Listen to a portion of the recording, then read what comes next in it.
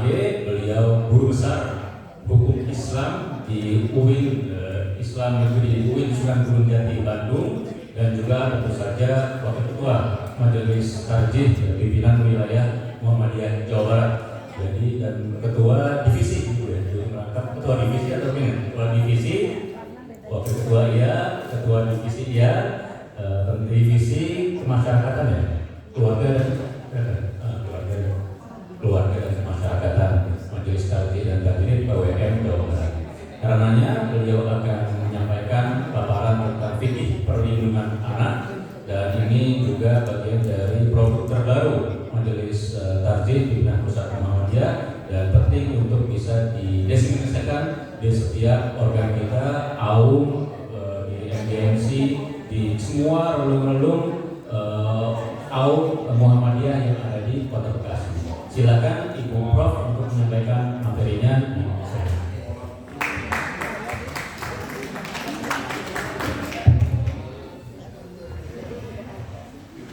Ibu, ngantuk belum? Belum, melek-melek. Saya udah pernah ngantuk ini. Biasa bagian saya ini bagian yang ngantuk. Bismillahirrahmanirrahim. Assalamualaikum warahmatullahi wabarakatuh.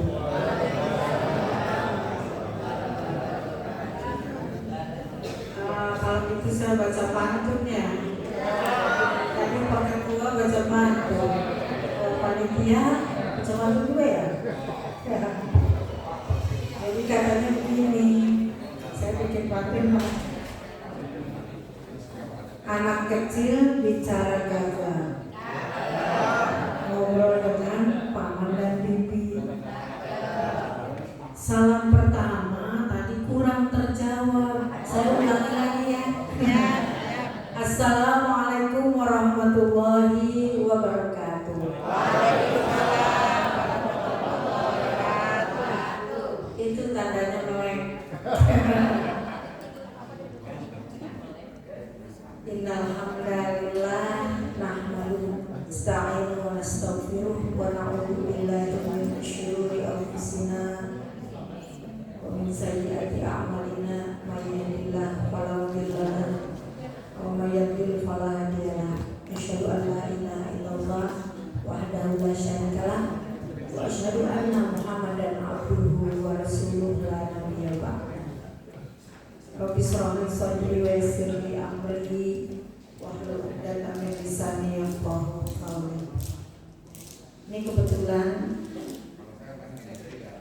topik ini ya, topik fikih perlindungan anak itu sudah ada tanfisnya sebenarnya ya, jadi sudah ditanfis baru ya baru.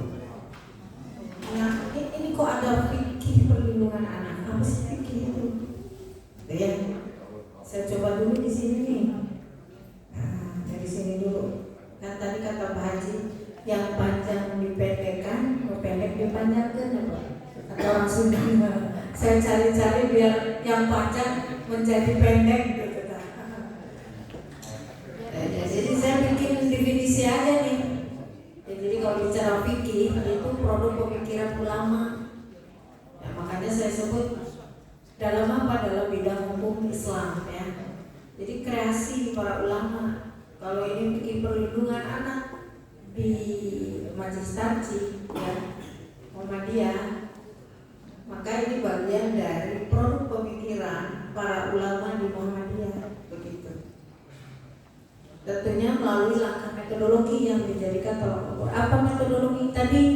Manhaj gitu ya, melalui manhaj. Kenapa ada ini ya, ada fikih? Karena produk pemikiran maka ada perubahan. Ya sudah sebutnya bahwa layu karu kata Pak ya, tidak bisa dipungkiri bahwa hukum itu akan berubah sesuai tempat, zaman dan keadaan. Begitu ya. Dulu zamannya Imam Syafi'i ketika abad keempat kitab fikih dibangun, tidak ada tuh istilah nikah harus dicatat. Betul nggak Pak? Ibu? Betul? Zaman itu nikah dicatat kan? Dicatat kan? Maaf saya rasa-rasa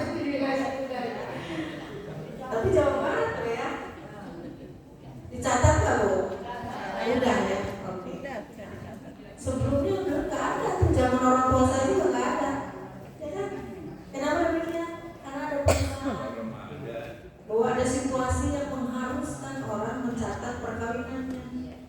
Sebab apa? Kalau nikahnya tidak dicatat, maka tidak punya kekuatan hukum. Jadi kalau suami istri nikah tidak dicatat, tidak punya bukti otentik perkawinan, maka suami istri itu sebenarnya tidak ada hubungan hukum. Apa misalnya hubungan hukum waris atau bersama, begitu. See you goodbye lah gitu sebutnya. Begitu. Nah ini tuntutan, itu disebut fikih. Maka dalam fikih Muhammadiyah ada perubahan, begitu ya. Semua saya kira tidak ada di Muhammadiyah. Oke, kita masuk ke kenapa kok ada fikih perlindungan anak. Ini ada beberapa data. Di Bekasi, di kota Bekasi ini Bu, tahun 2023 ada 64 kasus kekerasan terhadap anak. Dan mayoritas yang muncul yang dilaporkan ke Komisi Perlindungan Anak di daerah Kota Bekasi ini adalah kekerasan seksual. Kekerasan seksual itu apa? Termasuk pelecehan, bullying, nah gitu ya. Bullying itu apa ya? Bullying itu dia membuli. Saya kemarin dapat laporan dari Kota Bogor, ada anak-anak SMP di Muhammadiyah sampai menyayat. Karena apa? Karena sering dibully, gitu. Nah, tapi saya mau tadi bukan bentuk bullying ya Pak ya. Bapak-bapak gak tahu namanya si itu ini kok madzhab Syiah ya. Nama saya ini loh Pak tuh. Ya, ini menurut bahasa Amerika sana. Itu artinya always, selalu kata orang tua saya ya. Jadi orang tua saya berharap saya itu selalu konsisten, ya, selalu khusyuk begitu Pak. Jadi jangan, ya nggak apa-apa sih, kan saya bisa menghibur bapak-bapak ya. Anggap aja ganti pelawak. Sehingga itu, oke, kayak gitulah bullying. Jadi anak-anak itu dibullying, belum jadi dilecehkan, belum lagi tingkat pemaksaan perkawinan tinggi di Indonesia. Di Jawa Barat itu, nah ini ya, ini ada 912 kasus yang kekerasan terhadap anak. Yang paling tinggi ini datanya bukan di sini sih, kalau saya buka semua tadi kata Pak Ustadz dulu 90 halaman jadi setengah jam. Jadi ada datanya. Yang paling tinggi itu kekerasan seksual. Bapak Ibu pernah dengar ya di wilayah Cibiru ada guru ngaji di pesantren menghamili anak-anak yang pesantren di situ. Dan itu melahirkan, setiap anak melahirkan. Gitu, nah ini tinggi kan? Nah gitu ya. Belum lagi, ya benar kan? Nanti saya cerita di sini ya. Oke. Nah ini Jawa Barat ternyata tertinggi nih kasus ini. Kalau kasus perkawinan anak, Jawa Barat sudah mulai turun. Dulu tertinggi nomor 3 di Indonesia. Sekarang sudah masuk pada 10 besar, bangga nggak? Perkawinan anak 10 besar, bangga masyarakat Jawa Barat. Gitu ya. Ini bentuknya apa? Ini tuh lihat nih, ya mungkin gambarnya kurang jelas ya. Tapi di situ, nah ini korban dari kekerasan anak. Oleh karena itu, saya katakan ini kewajiban siapa ya? Ini ada anak SD melakukan pembunuhan berencana terhadap temannya. Ibu-ibu pernah dengar ada anak santri ya yang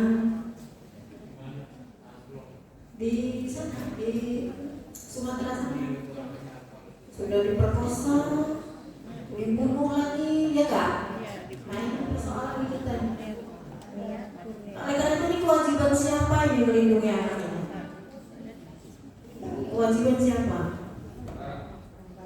Nah, siapa yang bertanggung jawab?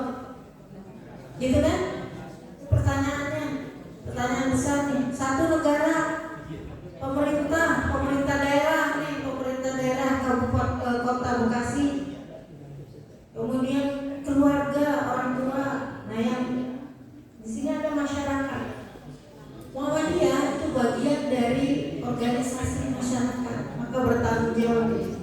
Jadi ibu-ibu yang nanti hadir di sini, bapak yang hadir di sini, nanti keranting-ranting mengadakan sosialisasi apa yang telah saya sampaikan ibu ini. Nah, karena apa? Karena bagian dari bagaimana mensosialisasikan agar tidak terlalu tinggi tadi kekerasan, minimal di Jawa Barat ini kekerasan terhadap anak. Yang disebut anak itu siapa sebenarnya? Anak itu seorang yang belum berusia 18 tahun, ya, atau anak yang masih dalam kandungan. Itulah nanti di gambaran di sini ada nggak boleh aborsi, ya kan? Dikasih gizi yang sehat, bukan dikasih asam sulfat. Asam folat, ya, biar sehat bayinya. Jadi ya kan bapak jadi seger tuh, ya kan? Nah, masih mengiang-iang di telinga kita ada konsep asam sulfat untuk mencegah stunting, ya. Nah ini jadi sejak dalam kandungan sampai anak itu berusia 18 tahun. Sebab 19 itu sudah dianggap dewasa, makanya dalam perkawinan boleh perempuan umurnya 19 tahun, laki-laki minimal 19 tahun, kan gitu ya. Oke. Nah, apa landasan filosofisnya di prinsip perlindungan anak kita ini? Ini surat An-Nisa 8 nih, ayat 9. Wal yakhshal ladzina law taraku min khalfihim dzurriyyatan dha'afa khafu 'alaihim, ya kan? Wal yattaqullaha wal yaqulu qawlan sadida. Ini kata Allah, ini sebenarnya filosofi dari berbagai perlindungan hukum. Perlindungan hukum apa? Anak ini. Satu, perlindungan hukum pendidikan misalnya. Kita mulai dulu dari hifdzuddin, agama, menjaga agama ya dalam maqasid syariah yang digagas oleh Asy-Syatibi. Kemudian ada perkembangan baru kalau di Bandung itu ada profesor yang Jazuli itu Pak, ada namanya fikih lingkungan. Gitu. Jadi wajib menjaga disebut hifdzul menjaga lingkungan. Gitu. Jadi kalau bapak-bapak ibu sekarang lagi musim mangga kan? Nah kalau makan mangga, coba bijinya dibungkus di kertas. Kalau ibu-ibu berjalan atau bepergian nih, kalau saya dari Bandung ke sini, turun dulu sebentar lah di beberapa tempat, cangcepkan kata orang Sunda, apa tuh namanya? Ditanam. Nah gitu. Tanam enggak, korek-korek, masukin. Sehingga nanti ke depan dari Bandung ke Bekasi sepanjang jalan pohon mangga. Itu diharapkan. Itu namanya hifdzul bi'ah, menjaga lingkungan. Nah, satu ya dari perspektif hifdzuddin dulu. Anak itu dipelihara dari anak itu dilindungi dari untuk menjaga agama dulu. Gitu kan? Bagaimana sholatnya, bagaimana pendidikannya, bagaimana puasanya, bagaimana akhlaknya. Ya kan? Ini kewajiban kita semua supaya terhindar dari yang tadi itu, yang kasus-kasus yang mengerikan itu. Begitu. Kedua dari hifdzul akal, menjaga akal.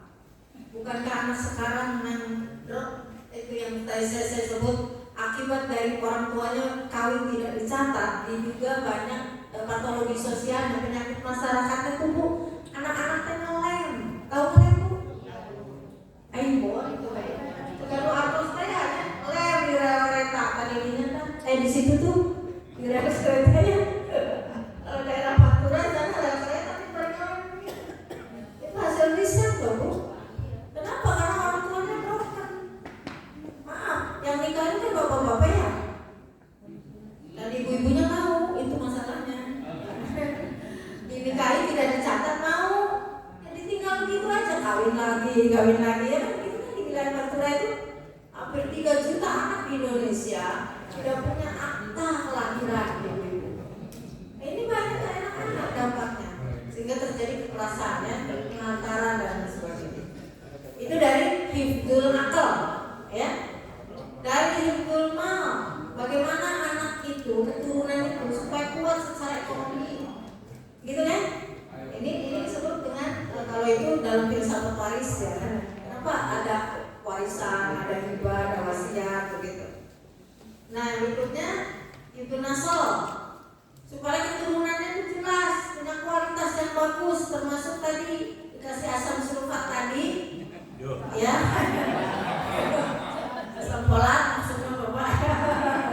Supaya apa? Supaya sehat, tidak stunting kan gitu kan. Nah, kemudian terakhir hifdzul ilm ada juga menjaga kehormatan ya. Jadi kadang-kadang maaf ini banyak korban kekerasan karena beristri lebih dari satu, liar tapi poligaminya. Ya, maaf. Beristri dari satu poligami kan. Ayah nulis dia no istrinya 2. Ngaku ada nggak? Ada?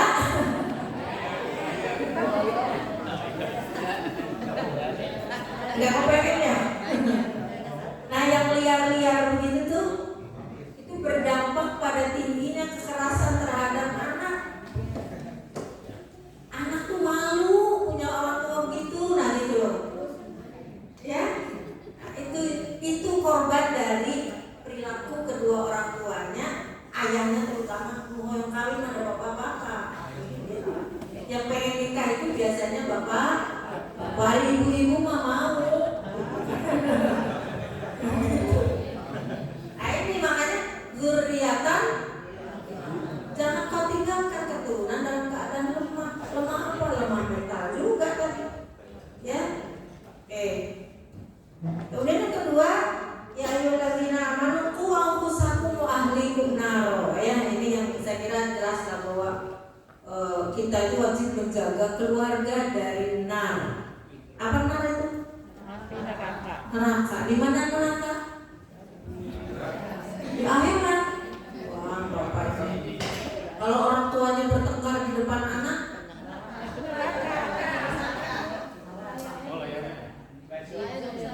kenapa? Oh, iya. Baiknya di jalan.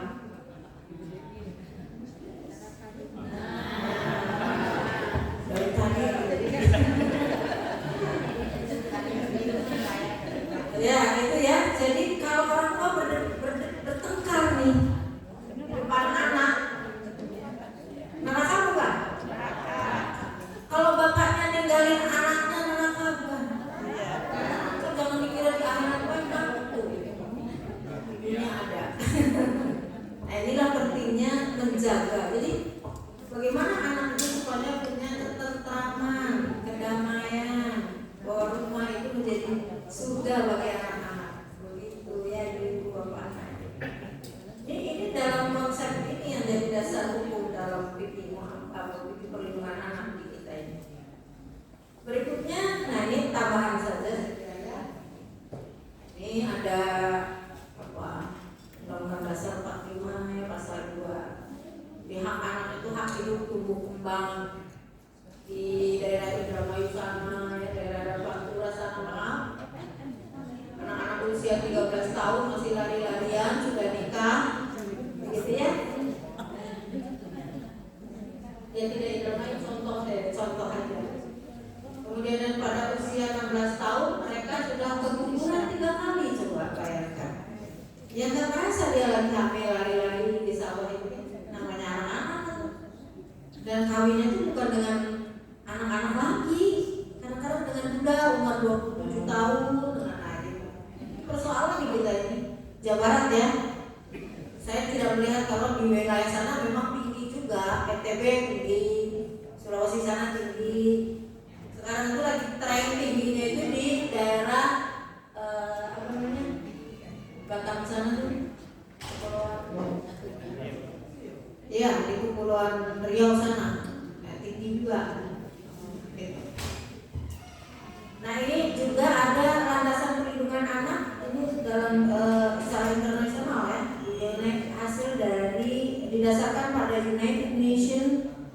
Conversation of the Right of the Child, ya. Ini pada tahun 1989, tapi menjadi rujukan nih, karena ada 196 negara termasuk Indonesia mengikuti ini. Nah, di sana dikatakan setiap anak memiliki hak melekat atas kehidupannya. Nah, kemudian setiap anak mempunyai hak identitas lahir yang tercatat. Identitas lahir yang tercatat itu lekat kedua orang tuanya, ya. Itu kalau orang tuanya tadi nikahnya tidak dicatat, maka identitas lahirnya itu hanya yang tercatat nama ibunya. Terus kalau sekarang kan katanya ibu bapaknya, tapi di bawahnya ada tambahan. Apa tambahannya? Perkawinannya tidak dicatat. Sama aja. Itu tidak melindungi anak namanya. Begitu. Nah, anak berhak untuk tidak dipisahkan dengan orang tuanya atas keamanan anak sendiri. Ini menarik, Bu. Sekarang itu tren, Bu, disebut dengan eksekusi anak di pengadilan itu. Anak itu dipaksa, ya, dipaksa. Ini kan dalam hadonah ini sebenarnya. Nanti sebenarnya di bawah ada, tapi saya sampaikan supaya pendek, ya, supaya pendek gitu. Jadi hadonah itu kan sebenarnya kewajiban orang tuanya ketika tidak cerai, kan begitu ya. Tapi kalau bercerai, maka anak di bawah 12 tahun itu hak hadonahnya pada ibu. Kalau sudah 12 tahun lebih, tanya anak ini, ikut ayah, ikut ibu, begitu kan? Jangan kemudian ditarik sana, tarik sini, apalagi pengadilan mengeksekusi sekarang itu. Saya ke teman-teman di Mahkamah, teman-teman ya, karena banyak mahasiswa yang dari Mahkamah Agung itu banyak yang kuliah di UIN Bandung gitu ya. Ini apa masalahnya kok sampai dieksekusi begitu? Kayak barang loh, anak-anak sekarang ya. Karena apa? Karena permintaan tadi. Kadang-kadang yang namanya perceraian itu tidak ingat awalnya. Kenapa lahir anak? Gak mungkin dari permusuhannya, Kak. Iya, itu gak ingat begitunya mah. Kalau udah pas udah bertengkar tuh, yang korbannya jadi kemudian anak menyampaikan pendapat sendiri. Nah, ini disebut dengan bahwa dalam konsep prinsip perkawinan itu disebut dengan al-mu'asyarah bil ma'ruf, gitu ya. Termasuk bagaimana anak ya dalam pergaulan keluarga itu menyampaikan satu pendapat kepada orang tuanya. Jangan kata yang berkuasa di rumah ini ayah. Nah, itu kalimat itu dibuang. Ya, kenapa? Karena tidak musyawarah. Kemarin saya bilang ada istilah nusyuz ya dalam konsep hukum Islam itu. Nusyuz itu kan seringkali dalam konteks hukum selama ini itu istri yang durhaka sama suami gitu kan. Padahal di dalam surat An-Nisa ayat 128, nusyuz itu bisa terjadi karena suami. Langsung protes ibu. Iya, itu bukannya. Apa khusus terjadi? Nah, di ayat itu kalau saya tapi kan di sini agak sulit ya. Jadi beginilah, acuh, tidak memberi nafkah, jangan suami lagi. Pokoknya itu lah. Itu salah satu nusyuz. Ada will. Karena istrinya sudah tidak menarik lagi. Salah sendiri, kenapa istrinya tidak menarik? Aku pakai doa.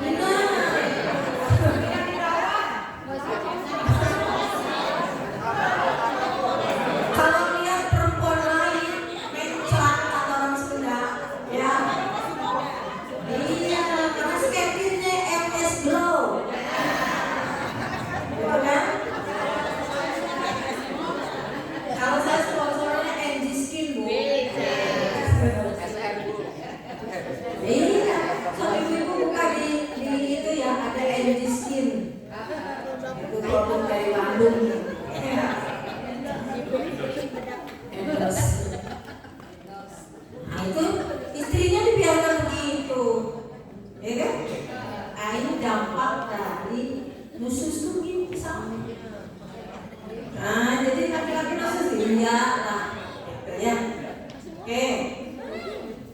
berdampak pada bagaimana ada mengatakan gini Mas, Bu, selama ini nggak bisa perempuan itu menasihati suaminya. Kata siapa?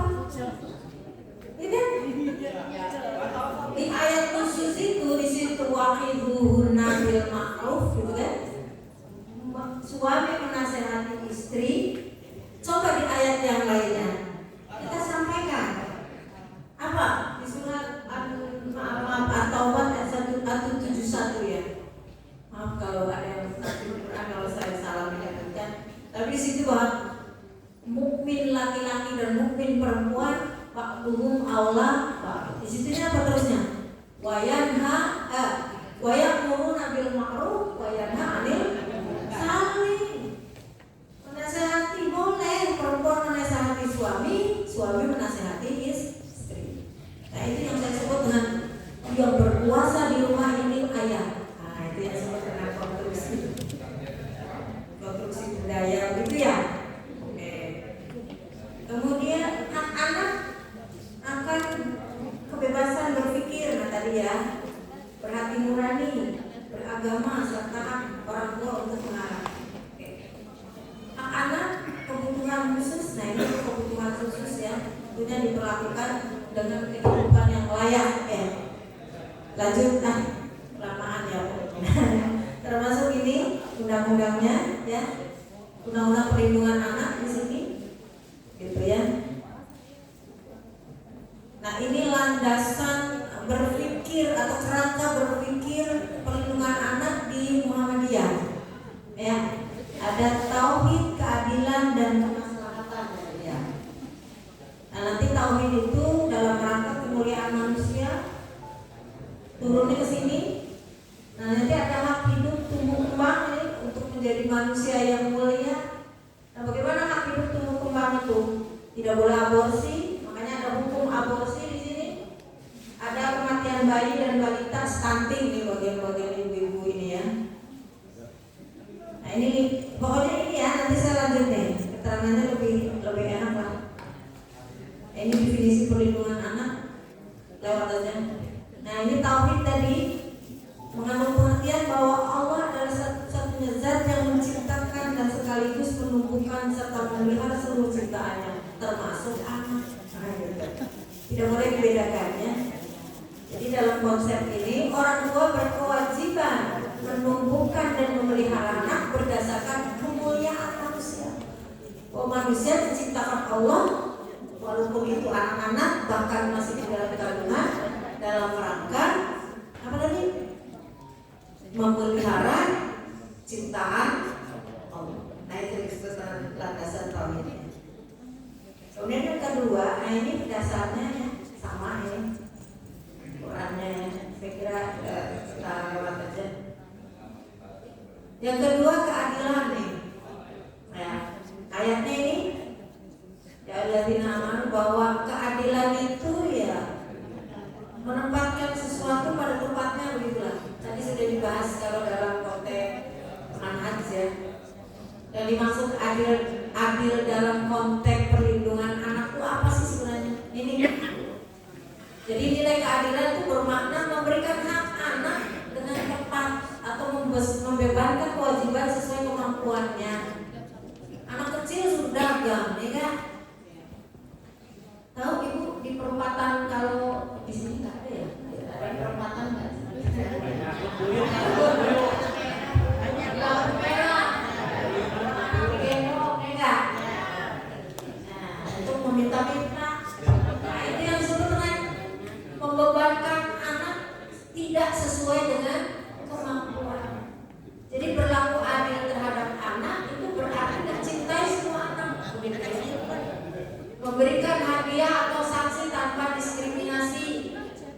Mohon maaf ya, ini diskriminasi itu kadang-kadang akhirnya imbasnya ke gender. Kalau anak laki-laki dulu makan ya. Saya lagi kecil tapi bukan berarti ini ya. Kalau anak laki-laki mah katanya kan tenaganya kuat gitu kan ya.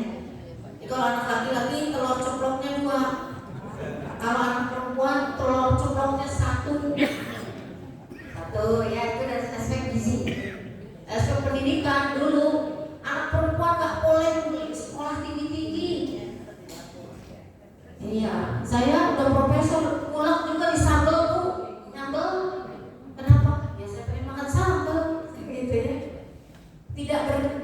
begitu. Dulu masih begitu Bu. Mungkin kita tidak melihat ya di Kota Bekasi, tapi di beberapa wilayah di sana anak itu apalagi perempuan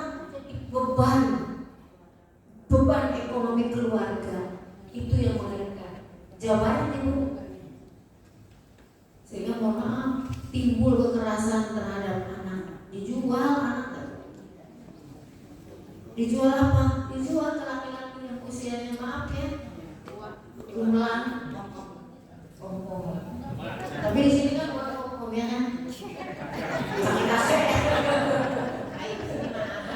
nah itu anak perempuan menjadi beban ekonomi keluarga, mengerikan.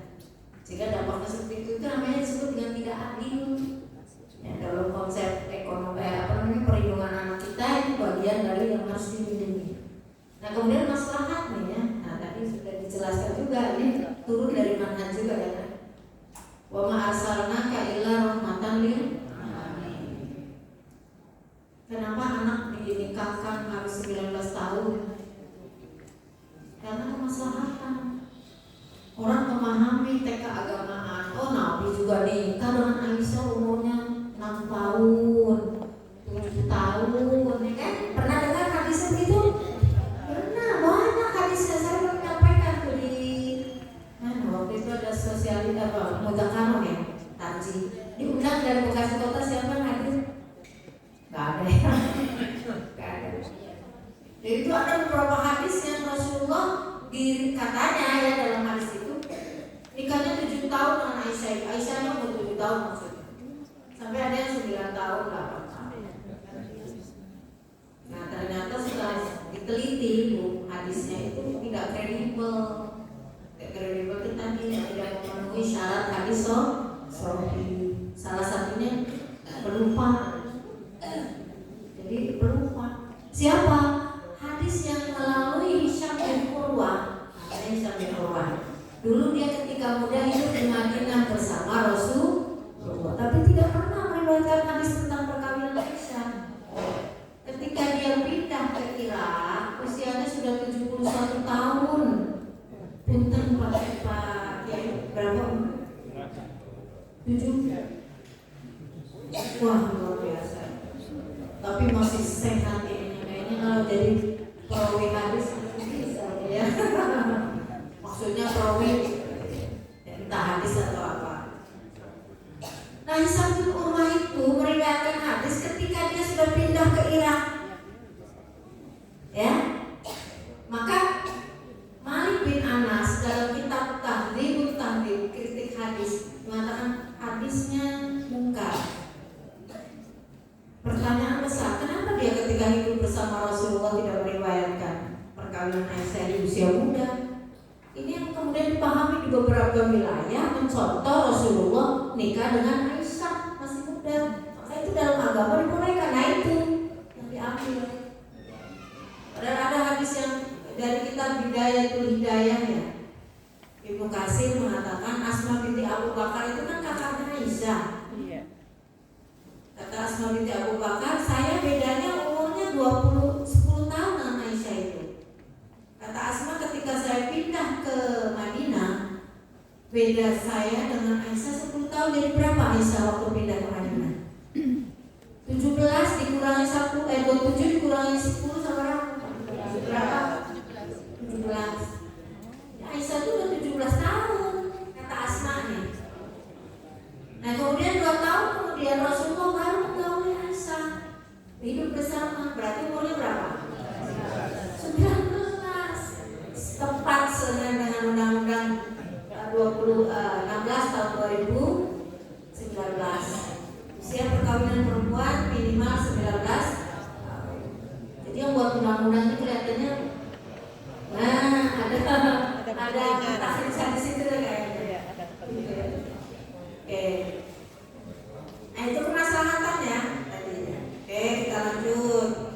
Nah ini prinsipnya ada kemuliaan, jelas ya, bahwa namanya manusia walaupun anak itu al-karomah al-insaniyah ya, harus dimuliakan lah.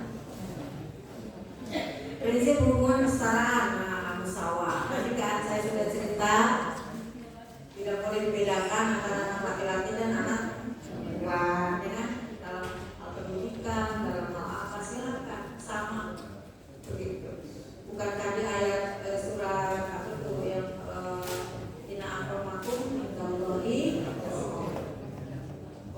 ininya manusia itu yang paling kelihatan tampaknya, bukan karena oh ini laki-laki, ini perempuan kan gitu.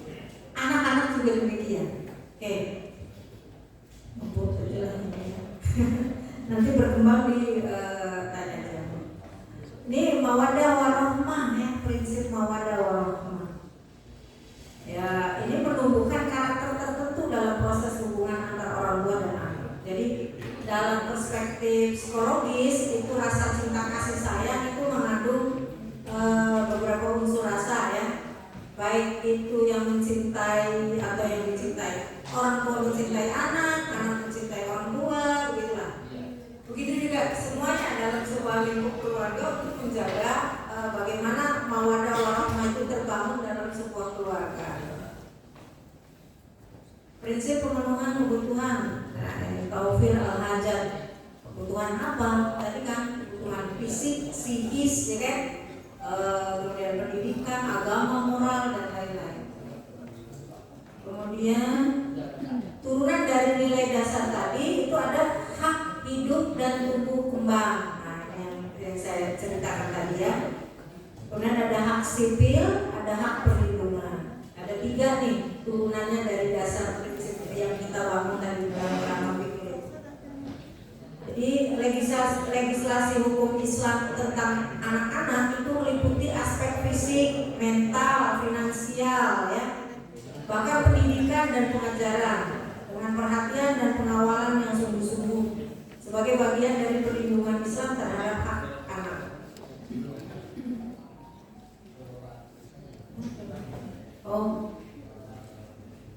Nah, hak anak itu kita bagi 3 ya. Tadi yang hak hidup tumbuh kembang itu misalnya diberi vaksin, diberi akikah itu dikasih nama yang bagus ya kan? Oh, namanya bahasa Arab, tapi dikasih nama Jahanam. Jahanam bahasa Arab ya? Oh, Zolim. Di kampung saya ada namanya Zolim. Kok nama Zolim? Kan dari aku kan. Nah, dikasih nama yang baik. Nah, ini soal adopsi. Nah, itu Bu. Kedua ada hak sipil nih, identitas anak. Ya, tadi kan saya katakan identitas anak tuh harus punya identitas yang jelas dari kedua orang tuanya. Kemudian pengasuhan, adonah tadi ya. Iya, panjang Bu. Kalau kan tadi ini 1 poin aja bisa bahas adonah aja, bisa salin 1 kali pertemuan sebenarnya. Ini potong-potong aja. Kemudian posisi dan perlindungan dalam hukum. Oke. Termasuk macam-macam lah perlindungan dalam hukum. Termasuk perlindungan anak berhadapan dengan hukum. Zaman sekarang Bapak Ibu, kalau suami istri bercerai, anak dijadikan saksi di pengadilan, itu tidak memberikan perlindungan hukum. Ditanya sama hakim itu. Pernah menyaksikan orang tuanya bertengkar sebagai saksi. Itu disebut dengan tidak memberi posisi pada perlindungan anak. Nah, hak perlindungan itu misalnya menikahkan anak. Menikahkan anak tadi saya sudah sebut tidak boleh anak di bawah usia perkawinan, gitu ya. Lahirnya Undang-Undang Nomor 16 Tahun 2019 tentang usia perkawinan 19 tahun itu karena banyak persoalan pada anak perempuan. Tadi ya, umur 13 tahun nikah, terus umur 16 tahun 3 kali keguguran. Bapak-bapak banyak lihat ibu-ibu anak kalau 19 tahun mah nggak apa-apa lah ya. Tapi kan usia laki-lakinya terlalu jauh, 70 tahun dengan 16 tahun gitu, bayangkan sudah dapat mahar 250 juta, pergi umroh, dapat sawah ya kan, terus si kakek-kakek itu ditinggal, stres kakek-kakek kayak gitu, pintar juga itu anak. Kemudian trafficking itu jualan anak ya, jadi maaf itu mantan istri gubernur dulu Pak Aher ya, istrinya itu pernah membebaskan beberapa anak di sana, daerah Nunukan perbatasan Kalimantan dengan Malaysia. Biasanya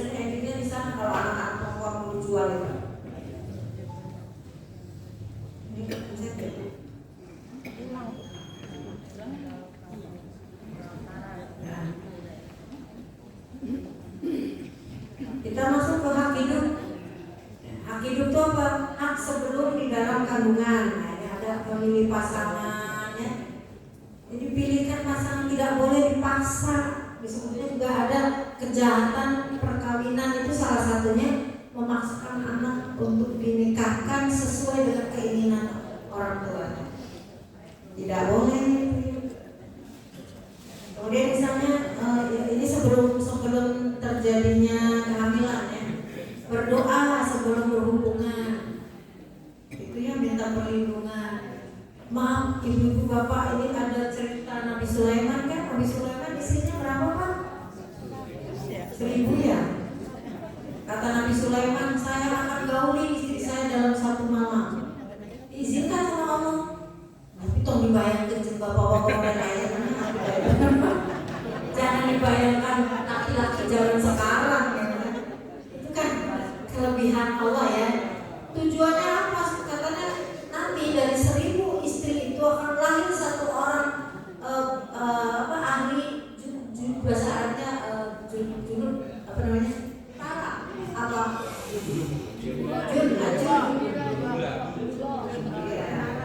Tara yang kuat untuk membela agama Allah. Begitu. Jangan ditiru Pak. Oh, kurangnya kawin deh asal. Mau kawin lagi nih, biar nanti anaknya nggak ada tentaranya sekarang. Nah gitu loh ya. Maksud saya berdoa dulu. Nah Nabi Sulaiman itu diperintahkan kalau begitu kata Allah, coba jawab apa yang diperintahkan Allah. Harusnya jawabnya insya Allah. Nabi Sulaiman lupa. Sehingga ada satu orang istri yang punya anak tapi kemudian lahir cacat ya. Intinya tidak punya anak, cacat itu pasukan yang lain tuh. Nabi Sulaiman apa pasukannya? Iya, pasukan jin ya. Nah, pasukan apa lagi? Burung. Kalau semut mah mengerti bahasa semut Bu. Dan Nabi Sulaiman dengan tentaranya lewat. Ya. Kemudian kata semut pikir. Ada Nabi Sulaiman mau lewat. Gitu ya, Nabi Sulaiman tersenyum. Maksudnya apa? Mengerti bahasa. Jadi jangan nurutin Nabi Sulaiman dan kita mengerti bahasa sebut kita. Gitu. Kedua, hak dalam kandungan. Tadi kan sebelum ya, sekarang hak dalam kandungan. Asupan gizi tadi ya, oke. Selama kehamilan, kesehatan ibu, ya pentingnya. Ini bagi Aisyah itu biasa duluan.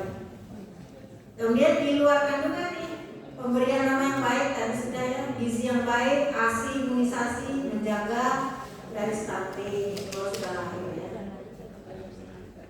Nah hak sipil nih, nasab dan identitas ini penting Bu Pak ya. Jadi keturunan siapa ini anaknya, pinnya siapa harus jelas ya. Nah makanya nanti ada disebut dengan dalam kita, saya sudah menyampaikan di GSM ya. Jadi boleh nggak menikahi wanita yang sedang hamil? Tidak boleh kalau wanita tersebut sedang masa iddah. Ya, dia kan wal muhsanatu minan nisa'i. Surat An-Nisa 24. Tidak boleh menikahi perempuan-perempuan yang punya suami atau muhsanat itu masih dalam masa iddah. Begitu. Iya kan? Itu. Tapi kalau ada tidak dalam masa iddah, dibolehkan nggak menikahi perempuan yang sedang hamil? Tidak. Boleh. Ya. Karena apa? Ini ada loh hasil tarjih yang kemarin saya sampaikan itu, fatwa tarjih itu membolehkan menikahi wanita yang hamil dengan laki-laki yang menghamilinya atau bukan dengan laki-laki yang menghamilinya. Itu sesuai dengan Undang-Undang Nomor 1 Tahun 74 Pasal 42. Anak yang lahir dalam masa perkawinan yang sah adalah anak yang sah. Dalam rangka apa? Ini supaya anak terlindungi nasab dan identitas. Ada mengatakan itu kalau itu melindungi orang zina, bukan. Zina di mana? Zina apa pidana ya kan? Ini anaknya yang lahir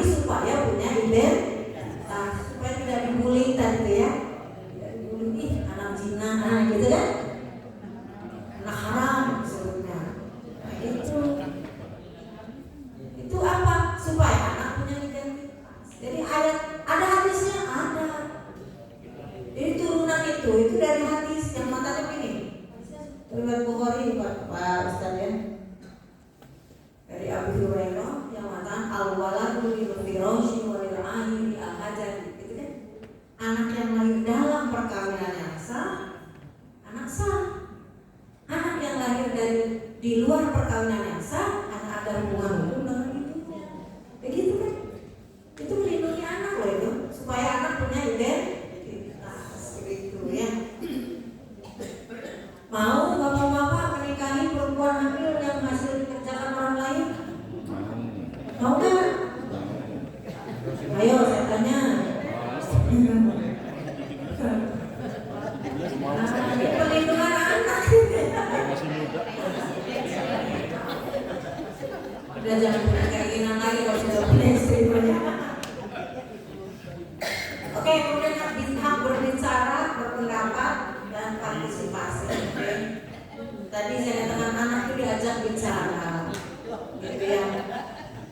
Jangan, gimana bapak? Hak mendapatkan dan memiliki harta. Nah, ini hak mendapatkan dan memiliki harta itu nanti ada hubungannya dengan nafkah anak ya. Sekalipun anak itu hanya anak biologis. Nah, saya katakan satu-satunya anak biologis itu begini Pak, Bu. Hasil hubungan yang di luar perkawinan, lahir anak, gitu kan? Nah, itu kan ayahnya yang bikinnya itu disebut ayah biologis. Coba nanti lihat di surat Al-Baqarah yang berapa?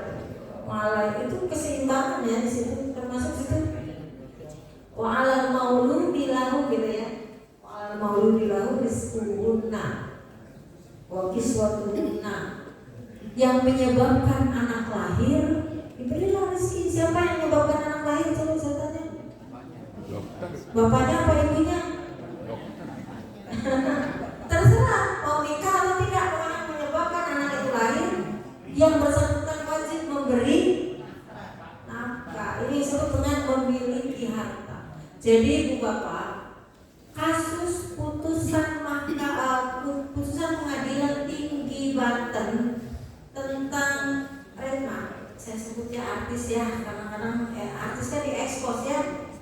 Jadi Resi Aditya pernah dengar?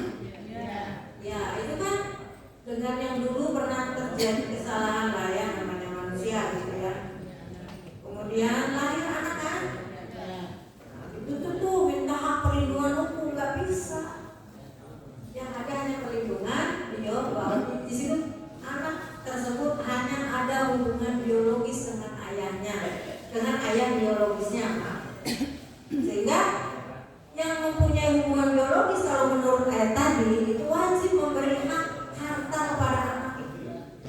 Kalau pakai ayat tadi ya, oke, tidak hilang hak perlindungan harta, waris dan lain sebagainya tidak ada memang ya. Tapi kalau harta satu-satunya. Nah ini perlindungan hukum, rasa aman, terlindungi dari perkawinan di bawah umur. Oke, kemudian saya udah banyak contohnya di sini. Abona, pengasuhan, perwalian, terlindung dari kekerasan anak. Tadi yang contohnya banyak sekali, tinggi sekali kita itu justru data membuktikan paling tinggi kekerasan terhadap anak adalah kekerasan seksual.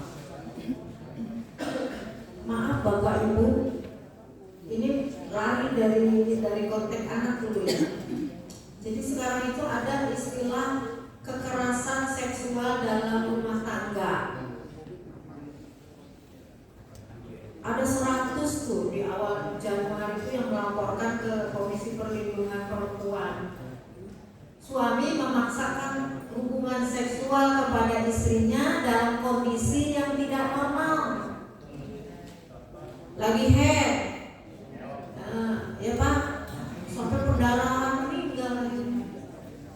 Ini kan alhamdulillah di sini normal semua, nggak ada ya kan. Maksud saya itu kasus begitu ya, jadi disebut dengan kejahatan seksual dalam rumah. Tapi kita nggak menyangkut itu, ini kekerasan anak. Nah bentuk kekerasan anak tuh apa aja nih? Di antaranya ya, perkawinan anak di bawah umur tadi kan, kemudian perkawinan paksa ya. Ini tinggi di Jawa Barat, kita bangga ke urutan 10. Dulu bangga kita urutan ketiga jawabannya. Hitan atau pemotongan genital perempuan. Nah ini ada perubahan tuh ya. Dulu kan katanya hitan itu boleh ya perempuan itu ya.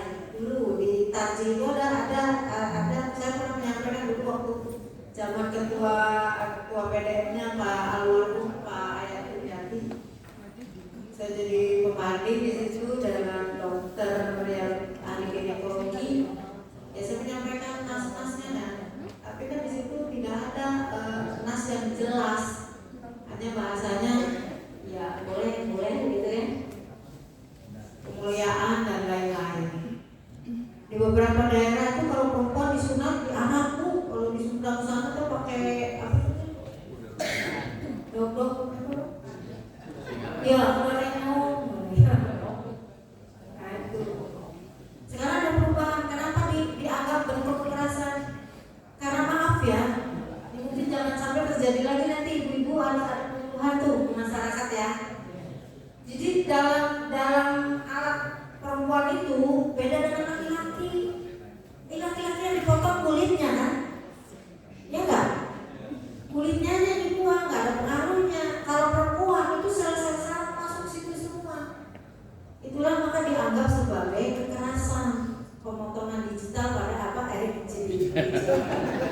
Digital ya. Saya itu ingat ngajar begini, ada kan istilah sekarang itu inovasi finansial teknologi gitu ya, fintech. Jadi disunat ke ayana pakai laser, dulu mau pakai kapak kan? Sekarang pakai laser. Gitu. Kayak itu sebetulnya kalau sekarang fintech ya.